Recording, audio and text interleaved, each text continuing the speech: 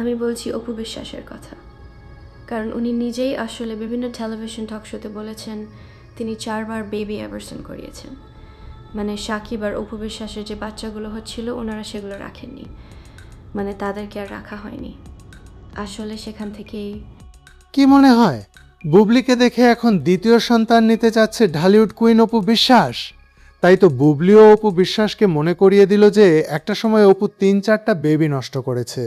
বুবলির কথা জবাবে অপু বলেন, বুবলি একটা ডাস্টবিনের মতো যার ভেতর সবাই ময়লা ফেলে।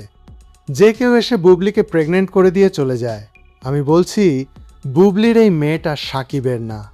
এবং আমি ডাস্টবিনটা এখন আবারও রিপিট করে বলছি, হিস ডাস্টবিন হয়ে গেছে। কেন ডাস্টবিন হয়ে গেছে? কারণ আপনি দেখবেন একটা সুন্দর জায়গা, একটা পরিপুটি জায়গার মধ্যে যখন আপনি একটা নোংরা কাগজ ফেলে দিবেন, তখন কিন্তু ওই অপরিচ্ছন্ন জায়গাটা, মানে পরিচ্ছন্ন জায়গাটা অপরিচ্ছন্ন মনে হবে। অপুর এই কথাগুলো যখন বুবলিকে শোনানো হয় তখন রাগে বুবলির মুখ কালো হয়ে যায়, কারণ বুবলির নিজেরই সন্দেহ আছে এই কন্যা সন্তানটি সাকিবের কিনা। অপু চাইলে বুবলির এই মেয়েকে অবৈধ প্রমাণ করতে পারে, তাই অপুকে উদ্দেশ্য করে বুবলি বলেন, দিন শেষে আমরা প্রত্যেকেই পরিবার। সো সেখানে এখানে কেউ কোনো গ্রুপিং, কোনো দল, কোনো সিন্ডিকেট, কোনো কাউকে খুশি করার জন্য কোনো কিছু, এই জিনিসগুলো আসলে রেষারেষি থাকাটা একদমই উচিত না। সেক্ষেত্রে আমার মনে হয় যে এটা সবার জন্যই বেটার। শাকিব খানের 2 বউ কেউ কারো থেকে কম না। শাকিব খান এই দুজনকে নিয়ে কিভাবে থাকে আমি জানি না।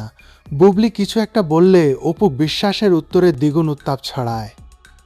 অপু বিশ্বাস উনি নিজেই আসলে বিভিন্ন টেলিভিশন প্রোগ্রাম উনি বলেছেন তিনি 3-4বার বেবি অ্যাবর্শন করেছেন। অ্যাবর্শন করার মানে হচ্ছে যে এনিওয়ে যেটাই হোক, যে উনি বাচ্চাগুলোকে ওনারা রাখেননি, তাদেরকে আসলে রাখা হয়নি।